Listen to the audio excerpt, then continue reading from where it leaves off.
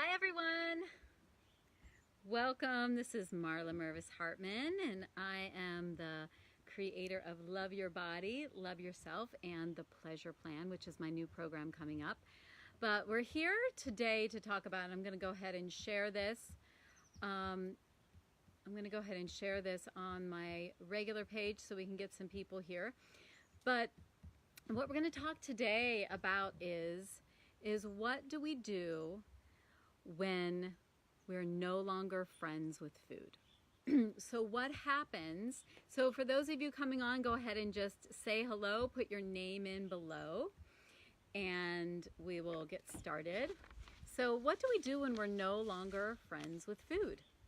When we are no longer, as I call it, craving the craving. And this is kind of a subject that really I haven't heard many food coaches or body image coaches talk about that often. That is what happens in the space when we are in the pain of emotionally eating, overeating, restricting our food, obsessing about our bodies, all those things of pain, right? That pain and discomfort that we have around our food, right? Around emotionally eating, just acting out with our food. When we're in that space and we start to get relief, there can be these moments of, wow, I don't even really want to eat the thing. I don't even really want to act out with my food. I don't want to reach for the chocolate. I don't want to reach for, I don't want to start obsessing about my body. I don't want to restrict.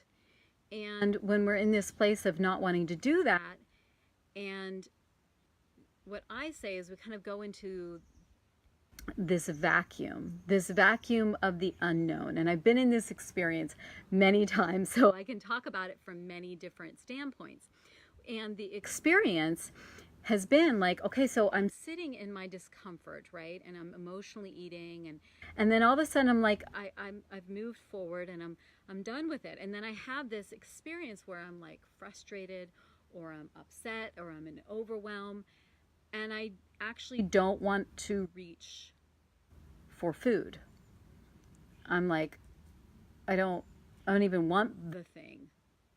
I don't even want the chocolate. That's always been my thing that I go for, right? I don't even want to reach for the chocolate.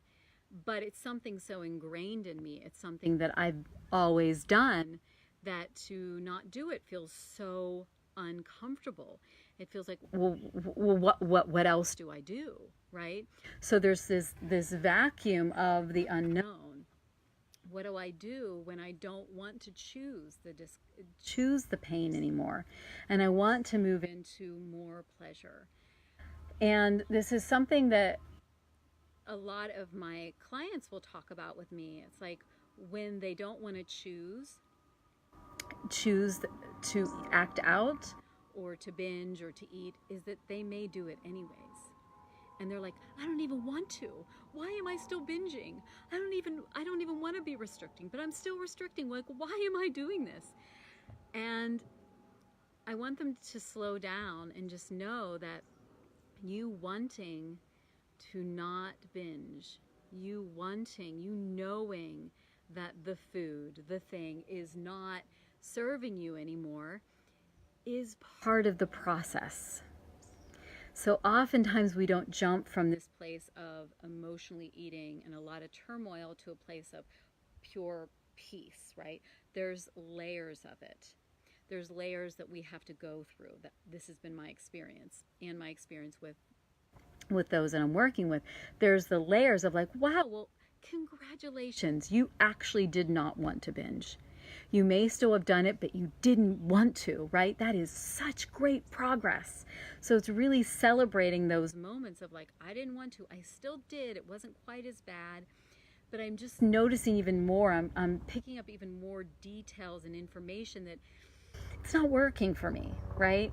And then there's that experience, and I was having this experience myself not that long ago, where I was super frustrated about something, and there was this feeling I had, this agitation in me, and the agitation was making me, can you hear the plane flying overhead?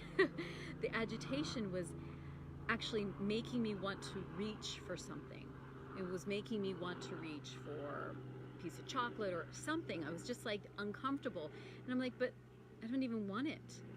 Like, I don't even want the chocolate. I don't even want the thing. And I'm like, well, now what? So it's really sitting with the discomfort. And I want to tell you that this is it. This is the moment that helps us move from pain to pleasure, is to sit with the discomfort, is to sit with the feeling that we're feeling. And so what I did was I got really just intentional. It doesn't take very long. It can take like 30 seconds. It can take a minute, where I just felt my body. I just took a couple deep breaths. I just noticed my feet on the ground. I just looked around. I noticed where I was, the room that I was in. I just got myself completely connected. And this feeling started to move through my body. And it helped me to move forward and move into more pleasure, because I didn't backtrack into more pain, right? By still acting out or beating myself up with the thing I didn't want, right? So that is like one way that we can deal with that discomfort. We can deal with that vacuum, that uncomfortable feeling of like, now what? And move ourselves into more pleasure. So years ago, when I was in the 12-step world, I was in Overeaters Anonymous for many years, and it was super helpful for me at the time, and I'm super grateful for that community.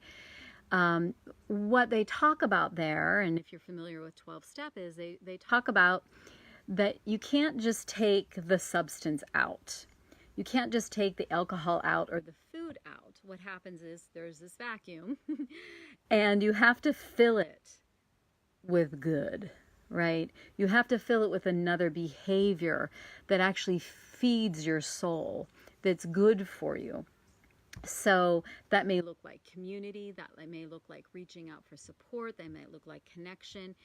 Ultimately, it is understanding where that edge is. Like, okay, take the frustration I was feeling. Like, what is my frustration? And can I actually work with that frustration? Can I be with that frustration? Can I love myself even though I have that frustration? So can I find something else, God, spirit, connection, that fills that place, that food, that overeating, under-eating, restricting, can I fill that with something else? And when we begin to fill that space, I call that more pleasure. I call that, more opportunities to be more of you. And in the pursuit for more pleasure, we do hit discomfort. And that discomfort is what often takes us back into the pain, because we know the pain, we know how to do the pain, we know how to act out with food, we know how to restrict, we know how to do whatever the behavior is, right? So we know how to do that. What we don't often know is the mystery of the unknown of if I don't do it.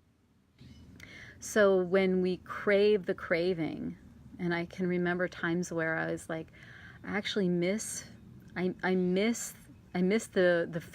food as being my friend, the one that was my survivor, the one that took me out of my emotions. Now, it doesn't last for that long, though, right? So if you have any questions as I'm talking, go ahead and just put them below. If you understand or resonate with anything that I'm saying, please go ahead and hit like, hit some love signs. Let me know that you're here.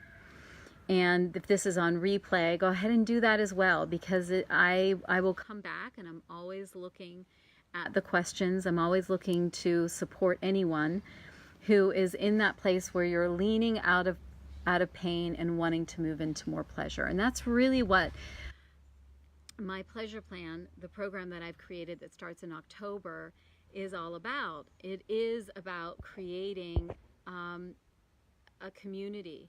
It is about creating an opportunity for people to learn really, really practically. I'm wanting to see who's here.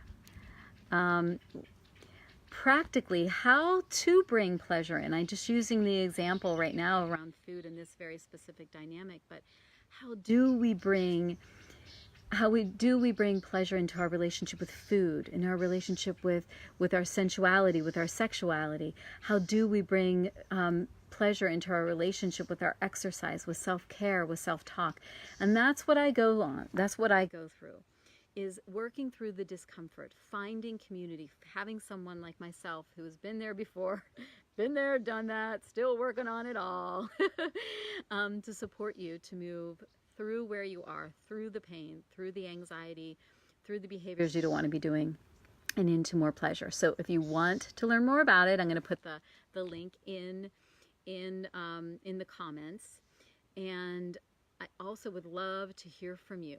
I would love to go ahead and just PM me, and let's have a conversation. Let's see if the pleasure plan is right for you. If it's not, I'm still here to support you and answer any questions that you may have. All right, sending you so much pleasure. Have a wonderful day.